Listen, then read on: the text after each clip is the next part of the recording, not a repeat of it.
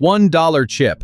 That's what she had left. A single white disc sitting in her palm at 3:47 in the morning, and by sunrise, she'd turn it into 11.8 million. Let me take you back. Her name was Marisol Vega, 31 years old, dental hygienist from Bakersfield, California, divorced 8 months, 2 kids. She'd driven 6 hours to a place called the Copper Sage Resort out near Laughlin, Nevada. One of those mid-tier desert casinos where the carpet still smells like 1989 and the buffet closes at 10. This was February 12, 2019, a Tuesday. Marisol had brought exactly $400, rent money, the kind of bankroll you're not supposed to touch, let alone haul onto a casino floor at midnight.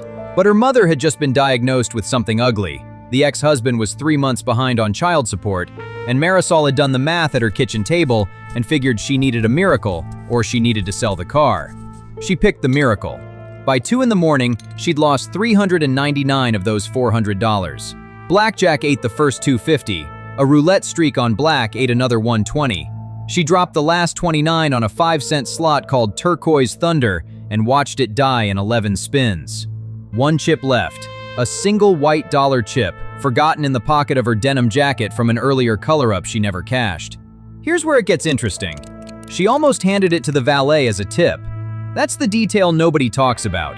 The valet was a kid named Devin, couldn't have been older than 19, and he waved her off. Said the shift wasn't over, said she could tip him on the way out.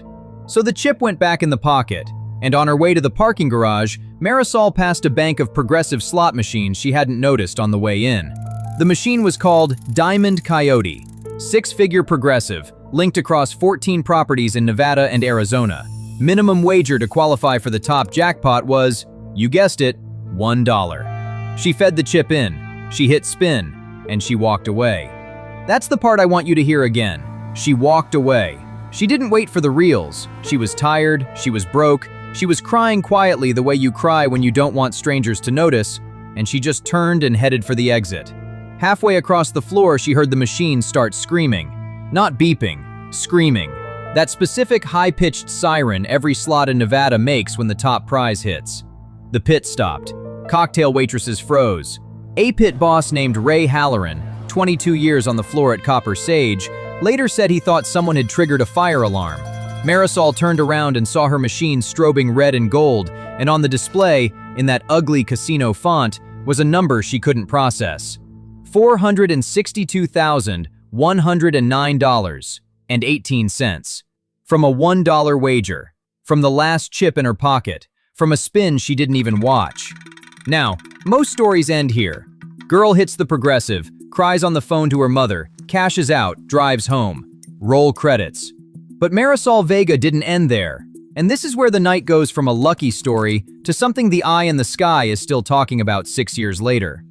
Because after the jackpot verification, which takes about 40 minutes, because the house has to pull the surveillance and confirm no malfunction, Marisol was handed a temporary voucher and escorted to the high-limit lounge. Standard comp treatment. Free suite, free breakfast, host assigned. Her host was a woman named Priscilla Nakano, and Priscilla did what every host does with a fresh winner. She asked if Marisol wanted to keep playing. Marisol said yes. She sat down at a mini baccarat table. $50 minimum. She bought in for $10,000 of her freshly won money and started betting player. Just player. Every hand. No system, no counting, no edge sorting, no shuffle tracker nonsense. Just flat bets on the same side, over and over. She won 9 hands in a row. Then she pressed. 10,000 became 20. 20 became 40. The pit boss colored her up twice inside an hour. By 5 in the morning, her stack of purple and yellow chips was so tall, the dealer had to break it into 3 separate towers just to count it. $600,000, then $1.2 million, then $2.9. And here's the detail that makes people crazy. She never lost a shoe, not one. From the moment she sat down at that baccarat table until the moment she stood up 7 hours later, Marisol Vega called player on every single hand, and the cards obeyed her like she'd written them herself. The eye in the sky ran the footage 3 times. They pulled a different shuffle master, brought in a fresh shoe from the vault, changed dealers twice.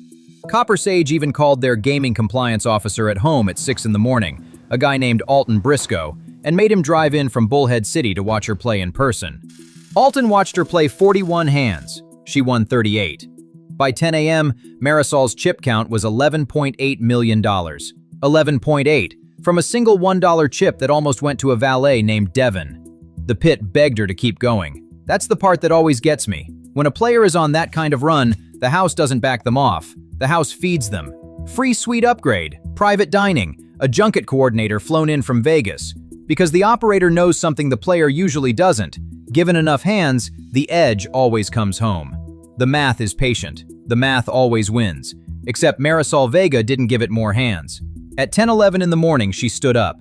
She colored up her stack into yellow $5,000 chips.